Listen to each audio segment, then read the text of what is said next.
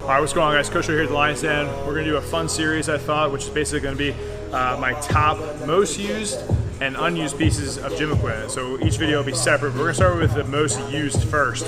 If you guys haven't already checked out my gym tour video, we'll link it up right here, but I am the owner of the Lion's Den training facility in Colmar, PA. Primarily we do strength sports, right? Strength and conditioning. Our main thing is just strength. We love strength training. So it's a garage kind of style gym. We have a lot of power lifters, strongmen, not that many weightlifters, but that's kind of what we do. We just get people strong here. So first piece of equipment, it was kind of funny because it wasn't on my original list, but then Coach Matt behind the camera brought it up, and I was like, duh, how did I not think about that? So it's right here, the lat pull down, all right? If you guys are involved with strength sports or strength training, having a jacked big back is never gonna fail you. Or something that you want to be worried about. So training your back in here, we have someone on this basically all day, every day. We've had to replace cables on here just from being used so much. And a lot of people always ask where I got this lat pull down, what make is it or model, and I have no idea, but I know that it's amazing. And I actually got it from a CrossFit gym in the corner because nobody was using it for like $100. And I'll tell you, it was the best $100 I've ever spent. It's been with me for about 4 or 5 years now. Like I said, the only thing we've had to do is basically replace the cable, which just costs a couple bucks on Amazon. We have all these different grip attachments, which I've talked about in other videos. So it's used here all the time, every day. One of my favorite pieces of equipment. So if you are a strength sport athlete, definitely get in your lat pull down work. Oh, hello there. That was my Sam Brown impersonation. But guys, second is going to be the SSB bar. We have 2 SSB bars here right now. We got the Rogue, and then we have the Titan. And Titan makes a lot of crap, but I'll tell you this, that SSB bar from Titan has held up for pretty much all the lifters in here. We all use it. The padding, I think, is actually better than the Rogue padding. I've had to replace this padding many times by just refilling it with a pool noodle. So just go to the pool store, grab a pool noodle, cut it up, put it in the pad, where I haven't had to do that once with the Titan SSB bar. So this one's gonna be a little bit more expensive. Some people love it. Like I said, I think the Titan's actually better, but if I could go back and spend even more money, then, and I'll probably eventually have this bar, it's just gonna be the Elite FTS yoke bar, I believe it's called, which is just their version of an SSB bar. So one of my favorite bars, I've made videos on it before, and it's definitely one of the most used bars here for strength sport athletes, used for squat variations, and even some other things like good mornings, some Hatfield squats, whatever. But I highly recommend, if you guys have a garage gym or if you are a member of a gym that has SSB bar, get familiar with it and incorporate it into your training. Oh, I feel like I'm being pulled between 2 pieces of equipment. What could they be? Oh, we have the lying hamstring curl in corner number 1, and then we have the mighty hack squat in corner number 2. Obviously, both of these are used for training the legs, and it's a tough call. It's a tough call to make. I don't know. I equally love both of these. The hamstring curl has provided me about another 3 inches on my hamstrings over the last 1.5 years, and the hack squat has made me question my life and its existence, but it does have some benefits because my quads have turned into not only quads, but quadzillas. Now we have Coach Tanya over here trying to hold back her laughter because I suck at making jokes, and I'm gonna ask her, what's your tail on the tape, Tanya? What do you think reigns superior, the lying hamstring curl or the hack squat? Your job depends on it. I would say it's 50-50, guys. What the heck? You have to pick. I think. What do you think it's 55%? Probably this. You think? I think so. Why do you think? Just because I think the hack squat it does get used a ton, so maybe like 5% is the only difference, but I feel like the hack squat is such a push mentally when you're actually doing it. This is more just like a straight up burn, where that I feel like people do tend to shy away from a little bit because it's definitely pushes you to your limits a little bit more. I actually 100% have to agree with you on that. Like sometimes, like even looking at that hack squat right now, it's like yeah, it's like you just dread it. I don't want to do it. Yep. But I can always hop on here and start really light, and everything just feels really good, and then just get enough of a burn and then be done with it. So I agree. So I guess we have to say that this one wins out of the pull of the lying hamstring curl and the hack squat, but they're still tied for number 3 placing here on our video. All right, so if we had to pick a number 4, and this really isn't any order, it's just number 4 on the list, it's my lovely trap bar. This was actually gifted to me by a man named Adam Paul, who lives in the dumpster of Sacramento and outside of the Ultimate Strength Gym. He is in no comparison the man that Alan Thrall is, but he's a close bottom of the 100. So. This bar is absolutely fantastic. I love the Rogue Trap Bar. I would recommend getting this bar. It's perfect in terms of the specs, great quality, great knurling, and just an awesome deadlift variation. The other reason I think it's used so much in here is because the learning curve is super easy. So you can basically just hop in, make sure your hands are in the right spot, and you can start deadlifting. Okay, whereas conventional or sumo is going to take a little bit more work to get the technique down. So we love using it for people who are just learning and just want to deadlift. They don't really care if they want to do sumo or conventional. They just want to lift some weight. We also do it for people maybe who have some sort of pain that they're working around, and for whatever reason the trap bar works best for them. So we actually have about 4 trap bars in the gym, different kinds, but out of all of them, this is my favorite and kind of just the best bang for your buck on the market, I would say right now. It's going to be the Rogue Trap Bar, and we put some videos up throughout this where I've talked a little bit more in depth about the trap bar and why I love it so much. I think it's an underrated bar, and it is used as one of the most equipment pieces here.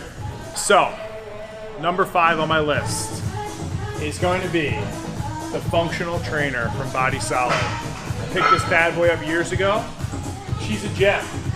I wash her, shine her every day. Put a little bit of wax right on these nuts and bolts here to give her that sweet, edit, that sweet glide. Feel that sweet glide? Wow. No, but seriously, I would say someone's always on the cable machine. So this is primarily used for any sort of accessory movements, right, or arms, whatever.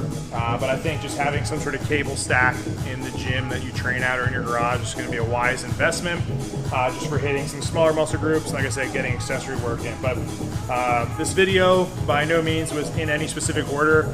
We kind of just were talking and just had a fun question of what do you think is the most used piece of equipment in here, outside of obviously like dumbbells, the barbells, and plates, okay, because people use this stuff all the time. But those were kind of like our top 5. Some of them were in a competition for one, so we included that there.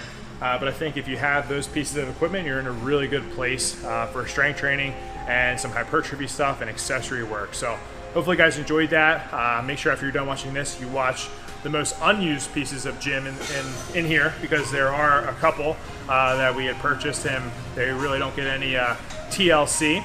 So maybe after this video, they'll get more, but if not, I think it's kind of like the rite of passage, you know, when you're a gym owner, you collect things or you think you're going to use them a lot and they don't, or vice versa. You don't think someone's going to use that as much, and then also you're like, wow, people love that. So you either need more of it, or you just know that it's a great piece of gym equipment, so you can share videos such as this so you guys can learn. So check out the next video. That's what we're going to go into next. But until then, stay a lean, mean, strength machine. I'll see you guys next time. Peace. All right, guys, so if you watched the previous video, we're talking about the best purchases or most used gym equipment in the Lion's Den located in Colmar, PA. So if you're ever in the area, come check it out. It is more of a strength training gym, okay, garage style gym. Put out tons of kind of, I guess, just gym tour videos along the way. We're basically started with nothing, and then we're here, a little bit more than nothing, and then hopefully the next video will have a lot more than nothing. But check those videos out to kind of get a feel for what the gym's like and what equipment we have in here. So there were a couple pieces of equipment that I purchased, thinking tons of people are going to use, right? It's going to make my gym even more legit and a powerhouse in the strength sport world. And then it turns out that not that many people either use them or didn't know how to use them, or they just have been kind of collecting dust for whatever the reason. Some of them don't even make any sense, and I'll talk about that in a second. But the first one I want to talk about is actually right behind me. Actually, it's kind of a two pieces of equipment next to each other. They're very similar, but not that many people use them. So let's figure it out, and that is right here, the professional water bottle holder. I mean, the reverse hyper. So I thought that if I got the reverse hyper, I would have everybody from Westside leave Ohio and join my gym. But then I found out that it's from Rogue, so they probably aren't going to, because it needs to be a Westside reverse hyper. No, I'm just kidding. But no, that's kind of what I thought. I thought if I wanted to get more powerlifters in here. I needed to have some more powerlifting equipment, and I knew a lot of people were using reverse hypers in the powerlifting world.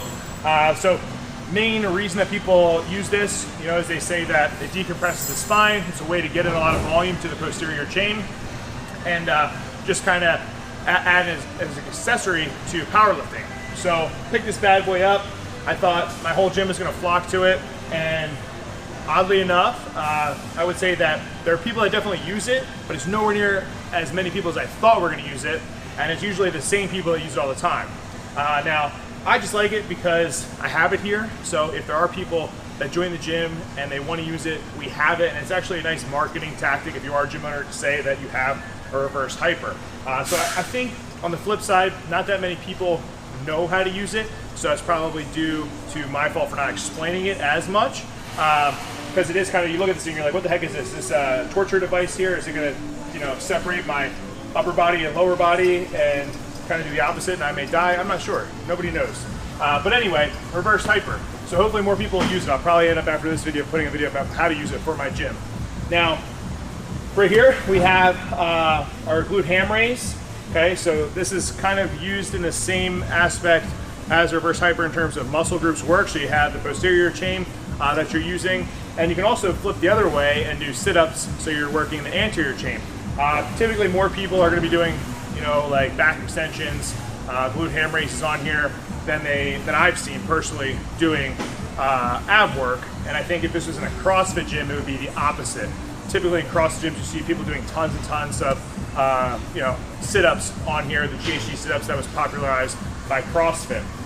Now I will say, it has been getting used more, and I think that's because more people have been using it and other people have been watching, and then they've been kind of hopping on and trying it. So I would say between the two, this one is definitely used more than the reverse hyper here in the Lion's Den. But you know, they're both pretty expensive, so in terms of cost, it's going to be high. In terms of use, kind of in the middle or a little bit on the lower end, but it's just surprising for me, and that's why I wanted to talk about it. Now, if you're someone who absolutely loves these and you're gonna use them all the time, it's a great purchase for you. But in my gym, I can kind of think about maybe some other things that I could spend equal amount of money on both of these that would get far more use. So that's the first 1.5, 2, I don't know, maybe one, coupled together. And then we're gonna go over to the next one, which I think is it's just kind of funny in here. That doesn't get used, and we'll talk about it in a second. All right, so the second one here is kind of strange, right? It's this Rogue Power Rack. All right, so I bought this Rogue Power Rack thinking that it was gonna get tons and tons of use. And literally nobody in here even uses it. And I think there's a couple reasons why. I think because it's a little bit smaller, so for a bigger guy like me, there's not much space in there.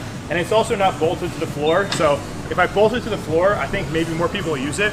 But this thing was, you know, I think between $300 and $500. Excuse me. Oh, we got the lovely Coach Tanya here. Are you disrespecting my rack? I actually use that rack, guys. All right. Edit. I'm probably the only person that uses that rack. I think, yeah, Coach Tanya's correct. She's the only person in this gym that uses this rack. So we do have a purpose for it, because we have to keep Coach Tanya getting stronger. And here at our Lion's Den is part of our key heart person and community leader, and just the spirit of the den. So if I got rid of this rack, I get rid of Coach Tanya, and then my business would crumble and fall. So that's actually very accurate.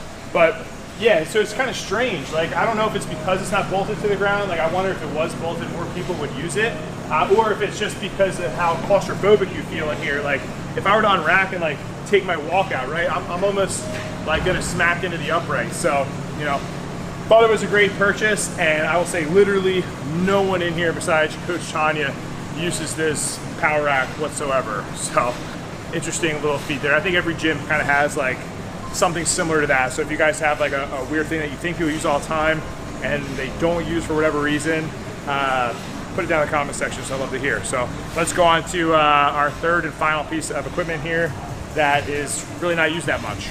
All right, so oddly enough, I have to call out Coach Matt behind the camera on this one, because he's the only person I think in this gym, besides maybe one other person who used it like one time, has actually used this piece of equipment as a barbell. Okay, so what bar in a gym would not be used often? And like I said, it's kind of strange because I see it popularized in other people's gyms, but in the Lion's Den, no one is really using it, and that is this cambered bar. Look at this thing, it's almost camouflaged to the wall, but yeah, this camber bar basically has stayed in this bottom position in this rack for ever since I've had it. And I would say let's put some B-roll up, but the only person who has B-roll is going to be Coach Matt. So we're going to be watching Coach Matt do camber bar squats. And really, it's just a specialty bar. It's just super awkward. So if you guys are looking for a different variation to use for squats, you're gonna have to really stabilize that weight, which typically is gonna make you go a lot lighter because it kind of swings like a pendulum back and forth. And to be honest with you, I can't say much about it because I've never even used the bar. So maybe actually here, yeah, all right. Coach Matt, why the heck do you use this bar?